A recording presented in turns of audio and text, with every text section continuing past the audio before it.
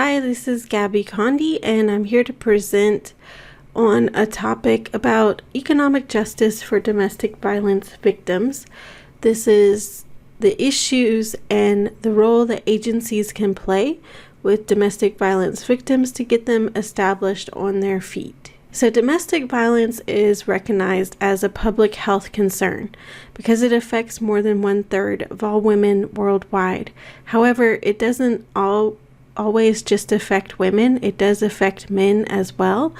And it's also a social justice issue, not just a public health concern. And I'll go into more reasons about why that is throughout this presentation. But while receiving less attention, the role that financial issues and economic circumstances play in women's experience of IPV is one of the most important critical issues in domestic violence. And I'll go into more of that as we go along. But first, although violence cuts across all socio and economic classes, growing evidence suggests that poor women are more vulnerable to abuse than women from moderate and upper income levels. And one of the issues is that there is a growing divide between the top economic classes. The middle class is shrinking, and more of the middle class are going into the lower levels of poverty, especially with the issues of COVID that we've experienced and the shutdown of the nation, which has had a big impact on our economy. One of the issues is that lack of access to economic resources makes women and their children dependent on abusive partners. It's also that economic dependence that has been a factor in preventing women's ability to leave their abuser. And it can also contribute to the likelihood and severity of the abuse. Women who are unable to establish economic independence will find it more difficult to pursue charges or obtain restraining orders in addition to leaving their abuser. Another issue is that, when women's economic status equals or exceeds that of their partner, the levels of IPV decrease. However, a lot of the abusers of IPV do not allow their partner to even find work. So that's an issue. Another issue is that the economic issues, the abusive partners will engage in tactics that negatively affect women financially and will undermine their efforts to become economically dependent because they want the victim to be solely dependent on them. It is a major power struggle. One study of survivors revealed that 94% had experienced some form of economic abuse, while 79% experienced economic control. That's where the partner wants to control all of the finances or some aspect of the finances to prevent the victim from being economically independent. 79% experienced economic exploitation, and 78% experienced employment sabotage. Economic exploitation is where they would ruin the credit of the victim, and employment sabotage is where they would eventually, attempt somehow to prevent the victim from going to work or keeping their job in some way. In another study examining service providers' perspectives on economic issues and coping among survivors, the professionals highlighted the centrality of finances in determining survivors' living situations and available options after ending abusive relationships. It's very hard for the victims to sometimes find a home after ending the abusive relationship, and we'll get more into that. The majority of participants reported that they have at least one child with this partner, and most participants indicated that they did not have any current contact with their former partners. So the issue is that if they have a child, it makes it even more difficult to sometimes leave their abusers because they're financially dependent on their abusers. And when they leave, they have several issues that are related to child rearing, like daycare, finding someone to watch the child, paying for it, and also raising the child by themselves. And we'll go more into that as well. So I looked up a study that classified 4 types of economic abuse, and one of them is preventing the victim the ability to get economic resources. They would interfere with their education, training, or employment, and would also prevent them from even acquiring economic resources, like a bank account, for instance.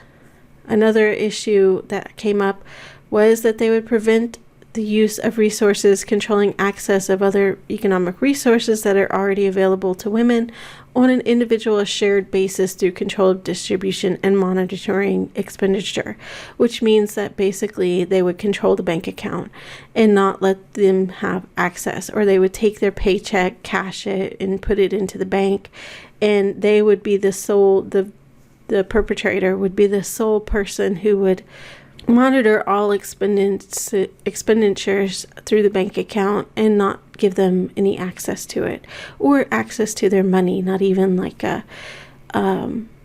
allowance. Another issue is that they could refuse to contribute. They may not even contribute to the financial household at all. And it's all on the woman, or whoever is the victim, to pay for things. Another issue is that they could exploit the resources and generating economic costs, which means that basically they could take all the money and go to the bar and spend the money there, or they could charge up cards of the woman, or other victims.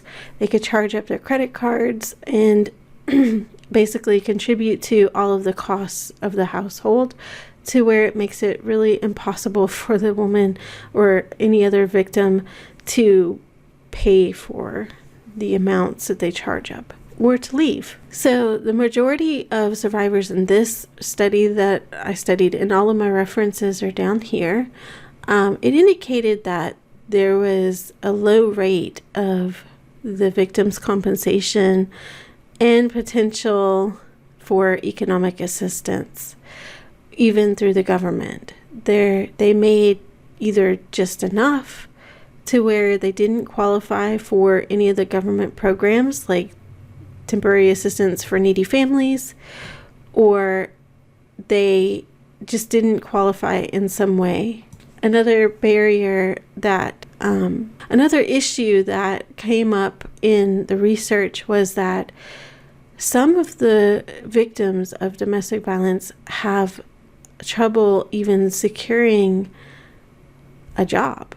And within that difficulty, they couldn't find a job for months. And it's even worse with COVID right now, I'm sure, that, they couldn't find a job. They get evicted, and even their retirement money ran out, to where they didn't have any way to pay for the net basic necessities. So it's one issue that comes into play when women or any victim of IPV wants to leave an abusive relationship, that they are not able to find a job to leave the relationship, or run out of money, or have a lot of finances that build up. So one of the accounts here was that this lady had gotten fired from her job because the breakup was deemed unprofessional and a danger. And she had had that job for 13 years. And that's one of the issues, is that some employers do not understand the nature of IPV, and they have professional standards within their workplace that they are basically, this is why it's a social justice issue, because they're basically discriminating against the victim when the victim truly needs the workplace for several reasons, to help them to escape the abusive relationship. So you can see that some of the abusive relationships have caused issues within employment, and there's more about that here. Another issue that came up was the role of family and childcare obligations in balancing and guiding their work choices. There's so much time spent as a single parent that it's hard to focus on career. And the family structure can actually shape survivors' work and financial situations following abusive relationships. One of the issues that I've seen before in a single mother who had 3 jobs, and she was working at Burger King and 2 other places, and had her child in a daycare and trying to make all of this work by herself. It's exhausting. And so having workplaces that can work with the individual would be really necessary. And I go more into what agencies can do to help in that situation. Another issue is that there are a lot of costs that fall outside of direct life and healing aspects of recovery, including the fact that they have to pay for their recovery, for counseling and other types of healing, but also through legal debt, financial abuse, and child and miscellaneous costs, which can impact their ability to even find stable housing. One lady reports that she still owes her attorneys $8,000 and make monthly payments. The total cost has been around $50,000 for this survivor after leaving, and that she had to declare bankruptcy to survive on the little money that she had left. So this is another reason why it is also a social justice issue, is that improving the economic ability of the victims of IPV can help and benefit the rest of our society, especially in avoiding bankruptcy and helping them to find secure housing, and as well as taking care of their children. So beyond the direct, I just read that. So professionals who work with survivors, this is where what agencies can do. Professionals who work with survivors of IPV might benefit from training to understand the financial impacts of recovering from abusive relationships, as well as basic financial information that can be provided to survivors who are working to rebuild their lives following abusive relationships. One resource for information about financial resources for survivors of IPV can be found in the Allstate Foundation's Purple Purse campaign, which is financial literacy type of training that can help the survivors with different financial resources, such as budgeting worksheets and lists of local resources for financial counseling to survivors who seek their services. But it's not uncommon for IPV victims to be fired from their jobs by uninformed or unsympathetic employers. So another thing that agencies can do is campaign for workplace policies that would afford victims the leave time that they require, like medical leave, so that they can reestablish their life and gain healing. So there are some states there's only 8 states out of 50 states that have actually enacted laws that prohibit employers from discharging or disciplining employees who take time off from work for reasons related to domestic violence. Now, this was back in 2007, so this number may have changed, but you can see that there's still some more work to do around legislation to help victims of IPV by enacting employment protections. Another thing that has come up is that, employment is positively associated with IPV victims leaving abusive relationships. So there is a lot of work that can be done for victims of IPV, but also in training, but also in advocating for them at workplaces through legislation. Through their analysis, they've identified 6 ways in which employment was helpful to participants. 1 is, of course, improving their finances. 2 is promoting physical safety away from the abuser. 3 is increasing their self-esteem, which was one of the major issues of IPV victims, that their self-esteem was very low. To increase their self-esteem and their finances, they help to get back on track to reestablish their life. They've also improved social connectedness through the job, provided mental respite from their abuser, provided motivation and a purpose for life. And all of the respondents in this study reported that employment was helpful to them in at least one of these 6 ways, with most reporting benefits in 4 or more areas. So the importance of income was threefold. 1, that it provided participants with the economic means to support themselves and their children. 2, that it provided participants with a sense of control over their lives. And 3, it was psychologically reassuring to participants to prove to themselves that they were capable of providing for themselves and their children. If you're not familiar with IPV, a lot of IPV perpetrators or abusers will continue to emotionally, physically, most of the time physically, and especially they inflict emotional and mental abuse to where they try to keep this person under their thumb by control, and they will continue to tell them negative things about themselves. That's why IPV sufferers and victims have a low self-esteem.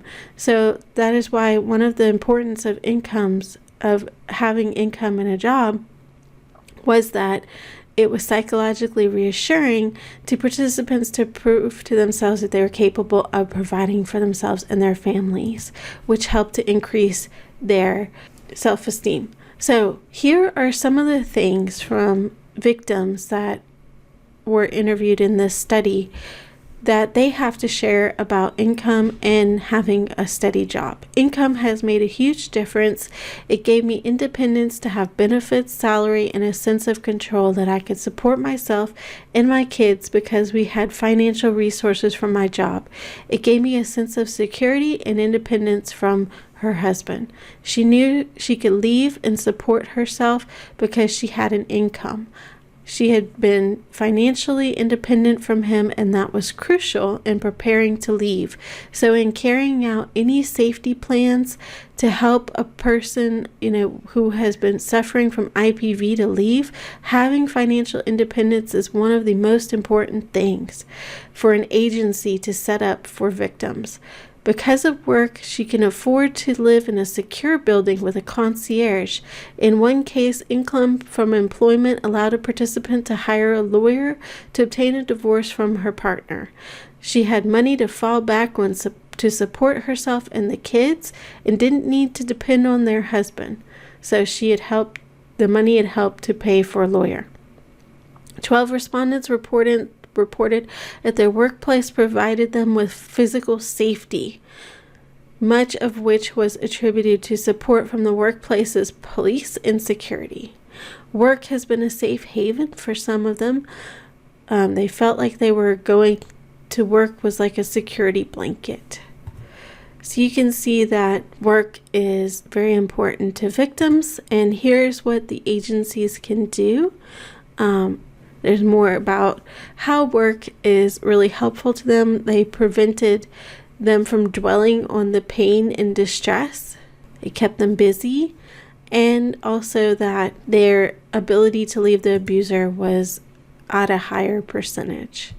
So you can see that there are several reasons for women and other victims of IPV to seek work, especially for financial independence, and that agencies can also help by not requiring victims to quit or temporarily leave their jobs in an effort to prevent abusers from finding shelters or stalking victims when they leave work. There are some agencies who actually do require victims to quit.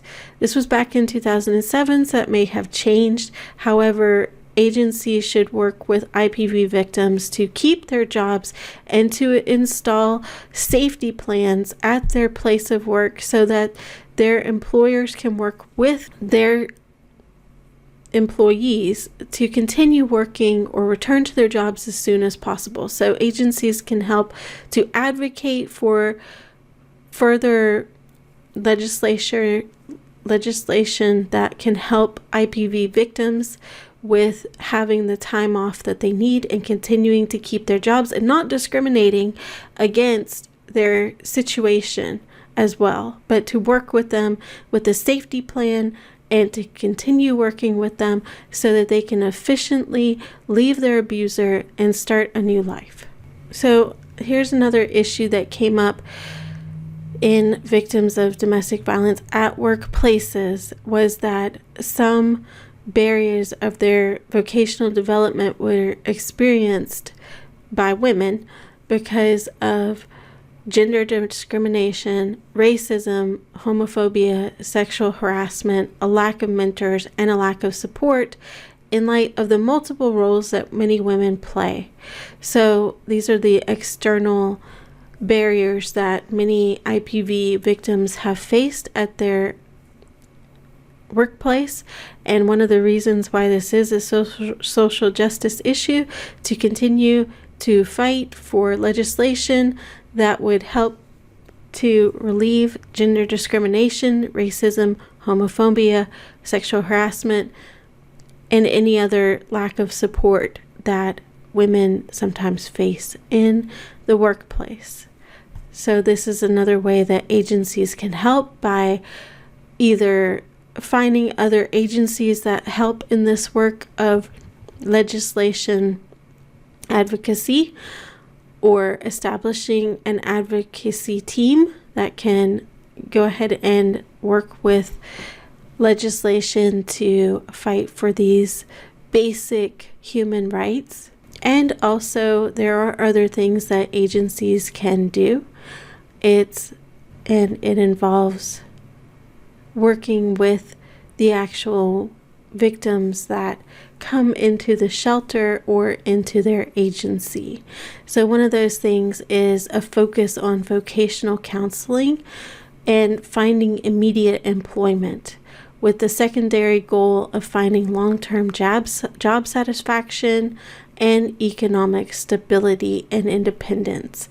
So helping the women of shelter or any other victims that come into the shelter find some type of employment immediately to secure that would help to take care of their basic survival needs. Agencies can address is psychological disorders, any post-traumatic stress disorder or depression, the impact of previous traumatic relationships, and also the physical jeopardy of their survivor and their children is another issue that agencies can tackle with counseling and also the shelter, and with help for the victim of IPV to find decent, affordable housing. So another issue that came up was the issue of child care, and that is another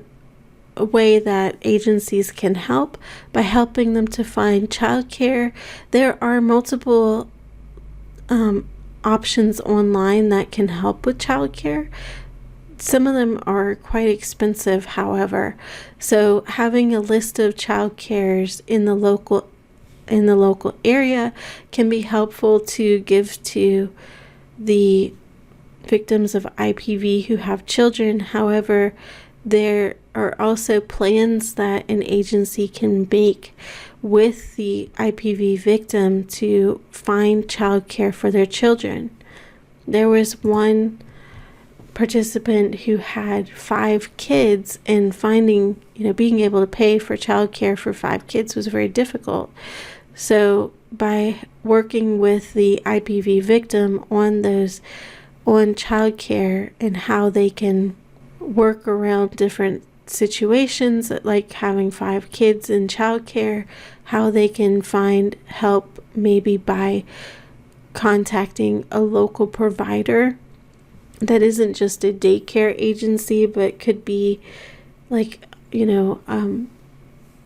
there could be some schools or other ways to provide childcare that are less costly. Some of the schools that have childcare, like some of the colleges that have childcare in their curriculum, do have a less costly way of providing childcare for any of the workers at the college, but also for the public.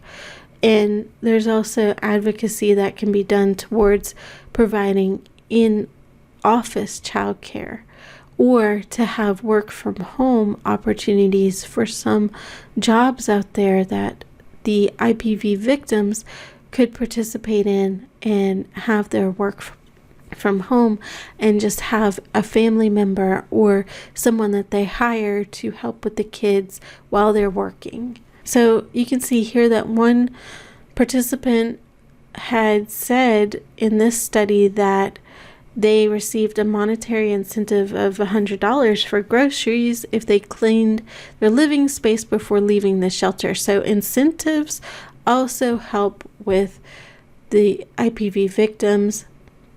Another issue was that one participant was unsure whether the shelter had any job-related services. So it seems like it's all across the board with different shelters.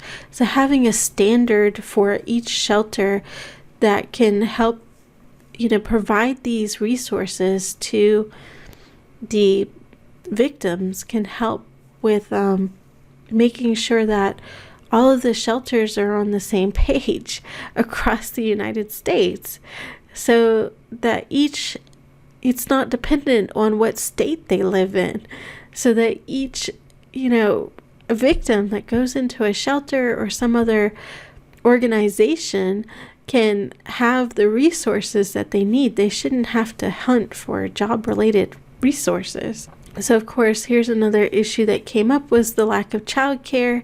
Providing a list of daycares to women in the shelter who have children was really important. Job search assistance was also really important and a helpful resource for participants. It seems like back in 2004, the way that job search assistance was helped by these victims was, here's today's newspaper. Of course, we know that does not work anymore. That rarely works. People are using online for, places to find jobs. There are so many different job type of categories out there that people can actually do from home. There's businesses that they could start. There's all kinds of resources available for victims of IPV, for anybody searching for a job that can help them. But there needs to be a central type of resource that they can use, not necessarily just the local job bank. There needs to be more than that in terms of what can be provided to these victims so that they have multiple options. I think that a lot of people don't even realize the amount of options that are available with job search or even starting a business today. So another issue that has been coming up is that most survivors, many of them, have been removed from the workforce for years because they've been prohibited from pursuing a job or even higher education by their abuser. And some of them also experience credit, damage by their abuser. So economic dependence on the abusive partner was the primary reason that women stay with or return to the abusive partner. This is why the job of the agency or organization needs to be focused around finding a job for the victim, and in health, making sure that they have proper housing and daycare or childcare if they need it. Another resource that can be of help to domestic violence victims are IPAs. IPAs. So they are savings initiatives and asset building programs that can help low-income people build resources for long-term social and economic well-being. So there are some IPAs available that can be resources for agencies to provide to the victims so that they can pursue them, or to even help them with forming the ability to increase their financial holdings through savings accounts, home ownership, small business development. To make savings and asset building policies and structures more inclusive. This is IDAs. An IDA is a savings account designed to help low-income people build assets and attain greater long-term financial security. So IDAs provide institutional structure and financial incentives to promote savings, and a lot of them have been able to use that towards home ownership, education, and micro enterprise development. Also, they have used it towards getting a vehicle and providing health care, child care, and other community relationships. So there are two different ones that are available. There is the Redevelopment Opportunities for Women Economic Action Plan, also called REAP, and there's the Kentucky Domestic Violence Association. So you can see that there is a lot of work that's needed to develop more IDAs and more programs. And of course, across the country, so that, women and other victims of domestic violence can receive the help that they need across the country, not necessarily just in these isolated locations. And if your agency is in a location that does not have this IDA program available, it would be a great opportunity to advocate for the program through legislation and through asking the government to allocate some of the funds towards that type of program, or even building your own type of IDA program that can, with financial institutions nearby, that can help with establishing these savings programs with victims of domestic violence. So you can see that some of these asset purchases have allowed for long-term economic stability. Purchase of a vehicle can allow IPV victims to go safely to and from work and school. They can also take their children to school and doctor appointments. Also, if they choose to receive more education and training, it would allow for the women to acquire higher wage jobs, and buying a home can give them a sense of ownership, pride, and stake in their neighborhood. And sometimes the emergency expenditures for rent and utilities were also used to help the women in paying for those basic necessities. They can also help to provide temporary housing, such as a hotel stay or a move to another city. So another thing that agencies can do is financial literacy programming. And this is one of the ways that can help survivors to establish their own independence from their abusers. So it can include their economic situation, counseling survivors regarding their financial situations, helping with making a budget, reviewing their credit reports and understanding what they say, opening bank accounts, connecting them to outside resources, and collaborating with community agencies and social services. So some of the barriers to financial literacy program development are that a lot of the counselors within the actual shelters and other agencies are overworked already. And so by advocating with other financial institutions.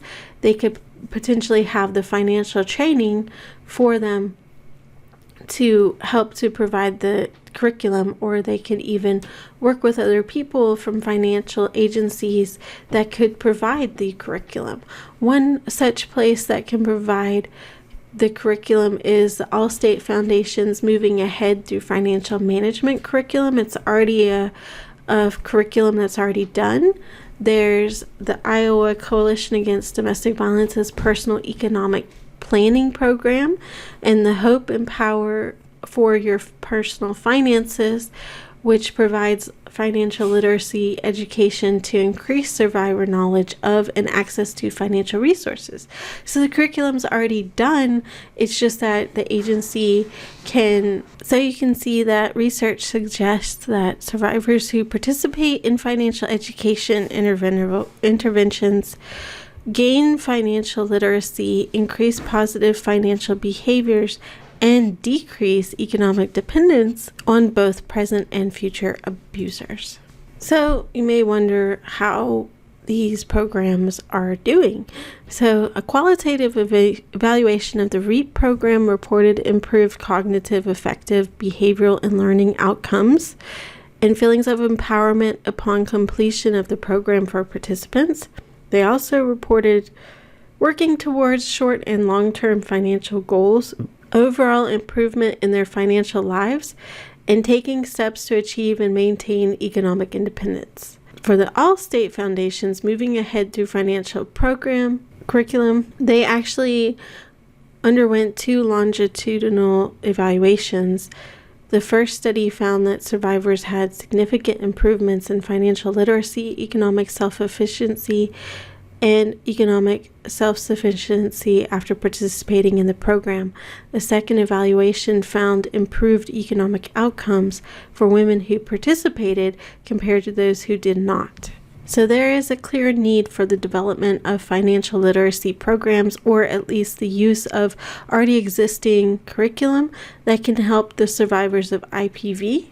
In a study that actually asked the counselors or the people who were working with IPV victims, an issue that came up within some of the agencies was that the counselors themselves would decide who would get the program and who would not.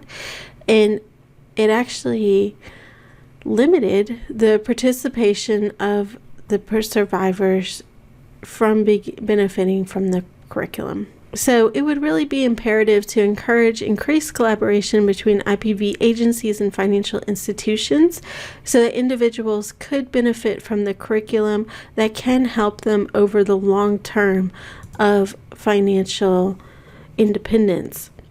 After participating in the program, the survivors reported changing their financial behaviors by setting financial goals, creating a budget, paying off debt, and starting a retirement account. All of these were, improved the areas of financial literacy, economic self-efficiency, and self-sufficiency. All but one participant from the actual people who were involved said that they would like to have the financial literacy type of programming and curriculum be presented to them as soon as possible rather than later, whereas some of the counselors thought that they needed a week or 2 to adjust to the shelter, but some people who are going in and out of the shelter may not even be able to receive the financial literacy programming if it's managed in that way. Another thing that agencies can do is job training, which help the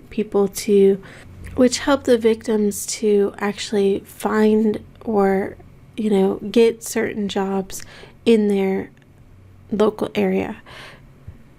And also the diversity of job training, not just going for some easy jobs, but for jobs and careers that provide affordable wages. So some of the participants suggested training topics such as fostering individual resilience after surviving trauma, building self-belief and self-worth, and Another participant commented that a lot of people don't have the motivation or somebody to tell them that they could do it, so they have to find it within themselves.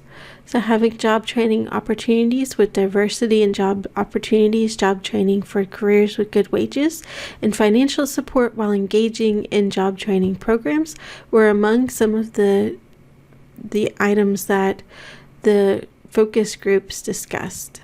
So they also cited the need for financial confidence, knowledge, and tools to counter financial disempowerment. One of the most important financial tools they identified was saving money. And they would have to identify strategies such as saving their change, using prepaid cards, keeping track of expenses, and hiding money in a safe place if they haven't left their abuser yet. So a lot of the people agreed that they wanted to see a financial empowerment program that helped with the strategies of savings, determining needs versus wants, and developing financial saving plans for housing. Another suggested topic was credit, and another suggested topic was debt, to tackle the debt and how to do that. So some of the emergency shelter models have a 6-month length of stay, which is considerably longer than the traditional 30 to 90-day models used throughout most of the country. So for all agencies, further research and implementation of financial literacy programming within short stay emergency shelter models would be helpful to victims of IPV so that they can help to get back on track. So they can support this by, using survivor-centered, trauma-informed approaches to individual financial literacy interventions, advocate for systems change, and share power with like agencies. Of course, the financial literacy programming should be tailored to the individual needs of survivors and focus on both the financial knowledge components while also incorporating approaches to allow survivors to heal from trauma and strengthen their emotional ability over time. Another thing that educators and agencies can do is to focus on building their own knowledge of finances and skills that would help them with teaching it to the victims. So here are the list of things that agencies can do. Of course, this isn't the total list, but we have IDAs that we've talked about. We've talked about connecting with financial institutions like banks and other financial institutions, maybe accountants or other people who can come in and support delivering financial literacy type of education for the victims in a group focused format so that it's not all on the counselor or the agency to provide that type of training. There's also the established curriculum of all states curriculum and the REAP program. You could also make a video of all of this training and provide it at one time to where it's not always one particular person having to deliver that training to the individual or group, that you're delivering it to. There's a financial empowerment group that you can start within the agency, financial literacy training, job training, research skills for finding a job for victims to help them get back on their feet. There's some government assistance that's available. Financial incentives like the $100 for cleaning up their place so that they can get groceries. There's also a way for agencies to ask for donations for that from particular institutions like possibly Publix or even Amazon or other grocery type of center, places, markets that could assist by donating some percentage of costs to help in establishing a financial incentives program. There's housing assistance that can be worked out with the victims and also with the government, but also with certain apartments in the local area. There's some apartments that provide services only to a certain income bracket, and that can be a resource for victims moving out of the shelter. And then, of course, counseling that can involve financial literacy training in a trauma-focused, trauma-informed way that can help each individual victim to establish a financial program. So working with local counselors if the agency doesn't have counselors, or if the agency needs counselors outside of the agency, can advocate and consult and communicate with counselors in the local area to provide this type of service for victims who are leaving the shelter or while they're there at the shelter. So that was a list of what the agencies can do. What's next is to implement all of these across agencies as a social justice issue that can help to improve the life outcome and life experience of victims and their children. So if you have any questions, you can email me at gabrielle.talley@prescott.edu. This was a presentation for my social justice class, and I'd appreciate any feedback that you have. You can also look below, and I have a form where you can provide some feedback and my email address that you can contact me. Thank you very much for your time.